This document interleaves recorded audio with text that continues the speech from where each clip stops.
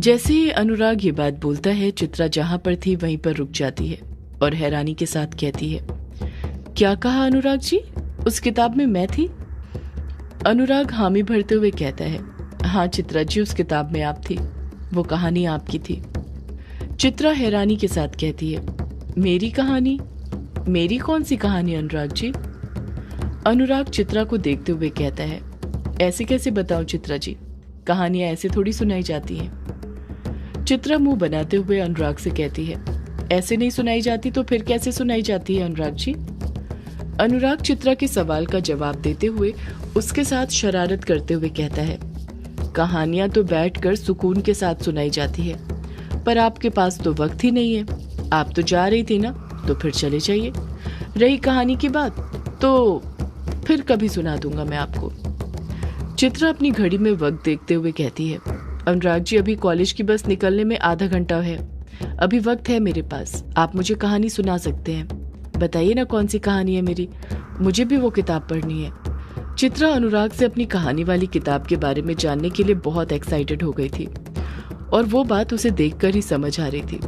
अनुराग उसी चीज का फायदा उठाते हुए चित्रा के साथ नाटक करते हुए कहता है, पर वो कहानी तो बहुत बड़ी है चित्रा जी, मैं आधे घंटे में कैसे सुना सकता हूँ?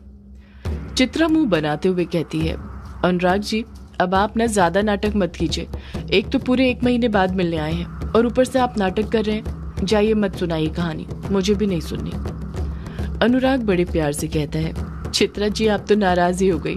आप ना बहुत जल्दी नाराज हो जाती हैं। एक काम करता हूँ, मैं शॉर्ट में ही आपको कहानी सुना देता हूँ, पर यहाँ पर यूं खड़े खड़े नहीं, कहीं पर बैठकर।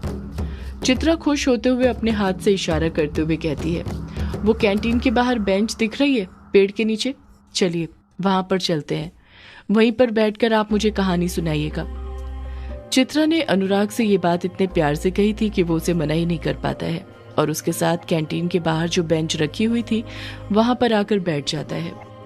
उसी बेंच के पीछे एक बड़ा सा पेड़ था जिसकी छांव के नीचे वो दोनों बैठे हुए थे। उन दोनों ने चाय भी ले ली थी और इस वक्त उन दोनों के हाथों में गर्मा गर्म चाय के कप थे। अनुराग और चित्रा बेंच पर 5 मिनट से बैठे हुए थे, पर अनुराग ने अभी तक कहानी सुनाना शुरू ही नहीं किया था। ऐसा लग रहा था जैसे वो कुछ सोच रहा हो। वो बार बार अपने आसपास ही देखे जा रहा था। चित्रा अनुराग से मुंह बनाते हुए कहती है, आप क्या सोच रहे हैं अनुराग जी जब से? अनुराग हड़बड़ाहट के साथ कहता है, कुछ नहीं चित्रा जी, मैं कुछ नहीं सोच रहा हूँ। चित्रा कहती है, कुछ नहीं सोच रहे हैं तो कहानी सुनाइए ना अनुराग जी, ऐसे चुप क्यों बैठे? अनुराग हाँ में अपना सिर हिलाते हुए कहता है, हाँ कहानी तो मुझे आपको सुनानी थी, आपकी कहानी जो मैंने किताब में पढ़ी थी। चित्रा मुंह बनाते हुए कहती है, हाँ अनुराग जी, मेरी कहानी। अनुराग कहता है, हाँ तो चित्रा जी, कहानी कुछ ऐसी है कि उस किताब में ना एक लड़की थी जो आपकी तरह ही दिखती थी। चित्रा मुंह बनाते हुए कहती है, मेरी तरह दिखती थी? आपको कैसे पता? आपने तो बस किताब पढ़ी थी ना, उस लड़की को देख कब लिया आपने? अनुराग झट से कहता है, देखा नहीं है तो क्या हुआ चित्रा जी, पर उसका बर्ताव ना आप ही की तरह था। अच्छा, मेरी तरह बर्ताव था? जरा बताना आप कैसा बर्ताव है मेरा?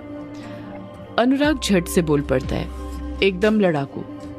चित्रा अनुराग पर चिढ़ते हुए कहती है, क्या कहा आपने? लड़ाकू? इसका मतलब मैं लड़ाकू हूँ? आप मुझे लड़ाकू बोल रहे हैं? अनुराग मुस्कुराते हुए कहता है, नहीं चित्रा जी, मैं आपको लड़ाकू नहीं बोल रहा हूँ। आप लड़ाकू कैसे हो सकती हैं? आप कहाँ झगड़ती हैं मुझसे? चित्रा मुंह बनाते हुए कहती है, आप ना अनुराग जी छेड़ना बंद कीजिए और सीधे सीधे कहानी सुनाइए। अनुराग कहता है, वही तो बता रहा था चित्रा जी, पर आप सुनाने दे तो सुनाओ ना। चित्रा खामोश रहती है, पलटकर कुछ नहीं कहती है। अनुराग अपनी बात को आगे जारी रखते हुए कहता है, हाँ तो मैं कह रहा था कि उस किताब में जो लड़की थी वो बिल्कुल आपकी ही तरह थी, निडर, साहसी और अपने सपनों के लिए जीने वाली। उसे परवाह नहीं थी कि लोग उसके बारे में क्या सोचते हैं। वो बस अपने आज में जीना चाहती थी और खुश रहना चाहती थी। सिर्फ खुश रहना नहीं चाहती थी, बल्कि औरों को भी खुश करना चाहती थी। जब भी वो किसी की मदद करती तो उसे बहुत अच्छा लगता। चित्रा एक गहरी खामोशी के साथ अनुराग की सारी बातें सुनती जा रही थी, क्योंकि अनुराग जो बोल रहा था वो एकदम सही बोल रहा था। अनुराग जिस प्रकार की लड़की का जिक्र कर रहा था, चित्रा वैसी ही थी। चित्रा एक गहरी खामोशी के साथ अनुराग की सारी बातें सुनते जा रही थी, क्योंकि अनुराग जो बोल रहा था वो एकदम सही बोल रहा था। अनुराग जिस प्रकार की लड़की का जिक्र कर रहा था, चित्रा वैसी ही थी। अनुराग धीरे से कहता है, वो बिल्कुल आपकी तरह ही थी चित्रा जी, आपकी ही तरह सुंदर, खूबसूरत। उसमें हुस्न की सारी रौनकें थी, जैसे ऊपर वाले ने उसे फुर्सत से बनाया हो आपकी तरह। जब अनुराग ये बात बोलता है तो चित्रा अनुराग की बातें और गौर से सुनने लग जाती है, साथ ही उसकी आंखों में देखने लग जाती है। अनुराग आगे कहता है, उसके भी आप ही की तरह लंबे बाल थे चित्रा जी। चित्रा अनुराग को बीच में टोकते हुए कहती है, आपको कैसे पता अनुराग जी कि मेरे बाल लंबे हैं? मैं तो हमेशा उन्हें बांध कर रखती हूँ, जूड़ा बना कर रखती हूँ। अनुराग कहता है, जूड़ा बना कर रखती हो तो क्या हुआ चित्रा जी, पर उस जूड़े को देखकर साफ समझ आता है कि आपके कितने लंबे बाल हैं। जिस दिन आप अपनी जुल्फों को खोलेंगी, जूड़े के बंद से आजाद कर देंगी, उस दिन देखना आप कयामत पर कहर डालेंगी। आपके हुस्न की खूबसूरती और ज्यादा बढ़ जाएगी। चित्रा अनुराग को प्यार भरी नजरों से देखते हुए उसकी सारी बातें सुनते रहती है। अनुराग अपनी बात को आगे जारी रखते हुए कहता है, वो किताब की लड़की बिल्कुल आपकी तरह थी, बस एक चीज अलग थी। चित्रा धीरे से पूछती है, क्या चीज अलग थी अनुराग जी? अनुराग जवाब देता है, प्रोफेशन चित्रा जी। देखा जाए तो कुछ कुछ आपके प्रोफेशन से मैच करता है, पर फिर भी गौर से देखा जाए तो वो अलग था। वो एक फोटोग्राफर थी। जिस तरह आप वक्त को अपनी पेंटिंग में कैद करती हैं, वो भी अपने कैमरे से वक्त को तस्वीरों में कैद कर लिया करती थी। हर एक पल को कैद करना चाहती थी। यही कारण था कि उसने अपनी हॉबी को अपना प्रोफेशन बना लिया था।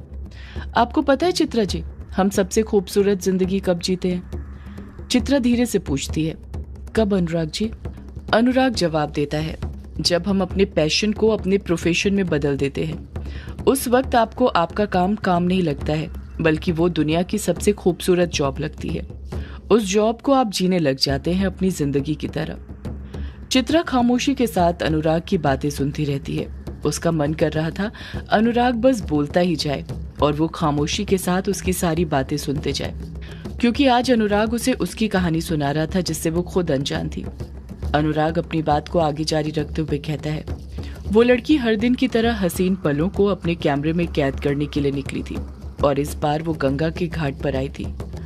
भोर का वक्त था, सूरज नहीं निकला था, जिस कारण घाट पर अंधेरा ही छाया हुआ था। वो गंगा के घाट की अलग अलग एंगल से फोटो ले रही थी कि तभी उसकी नजर घाट पर ही खड़े एक लड़के पर पड़ी।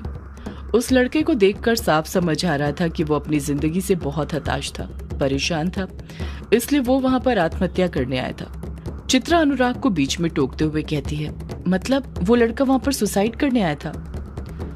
अनुराग हामी भरते हुए कहता है, हाँ चित्रा जी, वो लड़की उस लड़के को देखकर ही समझ गई थी कि वो नदी में कूदने वाला था। वो लड़का नदी में कूदता, उससे पहले ही वो लड़की उसे नदी में कूदने से रोक लेती है और उससे कहती है, सुनो, तुम नदी में कूदने जा रहे हो ना, क्या मैं तुम्हारी नदी में कूदने से पहले कुछ पिक क्लिक कर सकती हूँ? वो क्या है ना, आज से पहले मैंने कभी सुसाइड फोटो क्लिक नहीं की है, तो मेरे पास उसका भी कलेक्शन हो जाएगा। चित्रा अनुराग को हैरानी के साथ देखते हुए कहती है, क्या कहा अनुराग जी आपने? उस लड़की ने ऐसा कहा? अनुराग कहता है, हाँ चित्रा जी, आप पूरी कहानी सुनिए तब आपको सब समझ आएगा। चित्रा खामोश रहती है। अनुराग आगे कहता है, उस लड़के को लगा कि वो लड़की पागल है, इसलिए वो फिर से कूदने लग गया, पर उसी वक्त उस लड़की ने उस लड़के की फोटो क्लिक करनी शुरू कर दी। ये देखकर वो लड़का कूदने से पहले कुछ देर रुक गया। उस लड़के ने देखा कि वो लड़की उसकी अलग अलग एंगल में फोटो ले रही थी, साथ में उसे पोज देने के लिए भी कह रही थी। वो लड़की उस लड़के से इतने प्यार से बातें करने लग गई कि वो लड़का भी उसे मना नहीं कर पाया। उसने सोचा मरने से पहले कम से कम मैं किसी का तो भला करके जाऊं। चित्रा खामोशी के साथ अनुराग की सारी बातें सुन रही थी। अनुराग फिर कहता है, वो लड़की जानबूझकर उस लड़के से बात करने लग गई, उसका नाम और उसके बारे में जानने की कोशिश करने लग गई, पर उस लड़के ने कुछ जवाब नहीं दिया, खामोशी के साथ खड़ा रहा। पर जब उसने बड़े प्यार से उससे पूछा कि वो मरना क्यों चाहता है, तो वो खुद बोल पड़ा, जैसे वो मरने से पहले अपने अंदर का सारा दर्द बाहर निकालना चाहता हो। कहते हैं ना, अपना दुख दर्द बांटने से मन हल्का होता है, वो भी वही कर रहा था। चित्रा एकदम धीरे से अनुराग से पूछती है, वो लड़का क्यों मरना चाहता था अनुराग जी? आत्महत्या क्यों करना चाहता था? अनुराग जवाब देता है, एक कारण हो तो बताऊं चित्रा जी। बेचारा बहुत परेशान था। बाप बहुत पहले गुजर गया था। उनकी जो पेंशन आती थी उसी से घर का खर्च और उसकी पढ़ाई चल रही थी। उसने पेंशन के सारे पैसे निकाल लिए और अपने बिजनेस में लगा दिए और बिजनेस चलने की जगह कुछ महीनों में ही डूब गया। बेचारे का दिवाला निकल गया। घर पर उसकी बूढ़ी माँ थी और कुंवारी बहन जिसकी शादी उसी को करानी थी। उसी के बारे में सोचते हुए वो टेंशन में आ गया और टेंशन इतनी बढ़ गई कि उसने सुसाइड करने का फैसला कर लिया। चित्रा एकटक नजर अनुराग की सारी बातें सुनती रही। वो सारा दर्द अनुराग की आंखों में देखती रही जो वो उस कहानी के जरिए बयां करना चाहता था। अनुराग कहता है, जब उस लड़के ने अपने मरने का कारण उस लड़की को बताया तो वो लड़की उस लड़के को समझाने लगी और आखिरी में बस उसने इतना कहा कि परेशानियां किसकी जिंदगी में नहीं होती हैं, पर उन परेशानियों से भागना जिंदगी नहीं है। उन परेशानियों से लड़ना जिंदगी है। भागते तो कायर हैं, पर बहादुर मौत का भी सामना करते हैं, यूं आत्महत्या नहीं करते। इस दुनिया में मरने के 1000 कारण हो सकते हैं, पर जीने के लिए बस एक वजह चाहिए होती है और आपको भी वो वजह तलाश करनी चाहिए। अपनी जिंदगी को एक और मौका दीजिए, हो सकता है आपको भी जीने की वजह मिल जाए। फिर उस लड़के ने धीरे से उस लड़की से पूछा, अगर वो वजह नहीं मिली तो? उस लड़की ने जवाब दिया, तो फिर क्या, गंगा मैया तो यहीं पर है, ये थोड़ी कहीं जा रही हैं, फिर लौट आइएगा, कर लीजिएगा इस जीवन का आत्मसमर्पण। जैसे ही अनुराग ये बात बोलता है, चित्रा नम आंखों के साथ मुस्कुराने लग जाती है। अनुराग कहता है, पता है चित्रा जी, वो लड़का जो मरने का फैसला करके आया था, उस लड़की से मिलने के बाद उसने अपना फैसला बदल लिया और उसका फैसला बदलते ही उसकी जिंदगी भी बदल गई। वो लड़की जो उस दिन उसकी दोस्त बनी थी, उसने उसका कदम कदम पर साथ निभाया। दोनों दोस्त से प्रेमी बने और फिर प्रेमी से पति पत्नी। दोनों ने एक दूसरे से शादी कर ली। कैसी लगी आपको कहानी चित्रा जी? चित्रा कहती है, कहानी तो अच्छी थी अनुराग जी, पर ये तो मुझे कोई प्रेम कहानी लग रही है। आपने तो कहा था ये मेरी कहानी है, ये मेरी कहानी कहाँ है? अनुराग खामोश रहता है। वो चित्रा से अपनी नजरें चुराने लग जाता है। चित्रा कुछ सोचते हुए कहती है, ये कोई किताब की कहानी तो नहीं लग रही है। अगर किताब की कहानी होती तो आप कैरेक्टर के नाम सबसे पहले बताते, पर आपने वो बताया ही नहीं। इसका मतलब ये कहानी आपने बनाई है ना अनुराग जी? अनुराग फिर कुछ जवाब नहीं देता है, बस मासूमियत के साथ चित्रा का चेहरा देखते रहता है। चित्रा फिर कहती है, बोलिए अनुराग जी, आप चुप क्यों हैं? आपने ये कहानी बनाई है ना? अनुराग धीरे से जवाब देता है, ये कहानी भले ही मैंने बनाई हो चित्रा जी, पर मैं इस कहानी को सच करना चाहता हूँ और ये आपकी नहीं हमारी कहानी है। वो लड़का जो अपनी जिंदगी से परेशान था वो मैं हूँ। आपके आने के बाद मेरी बिखरी जिंदगी संवर गई है चित्रा जी। आपके आने से पहले मैं कहानियां लिखता तो था, पर उन कहानियों में जान नहीं थी। आपके मिलने से मेरी कहानियों में भी जान आ गई है और अब मैं अपनी कहानियों की जान को अपनी जिंदगी की जान बनाना चाहता हूँ। मैं आपसे प्यार करने लग गया हूँ चित्रा जी। मैं हमारी दोस्ती के रिश्ते को प्यार के रिश्ते में तब्दील करना चाहता हूँ। क्या आप भी मुझसे प्यार करती हैं? सदियों से है पुरानी ये है यक्षिणी की कहानी। यक्षिणी एक आग है, यक्षिणी तेरा ख्वाब है।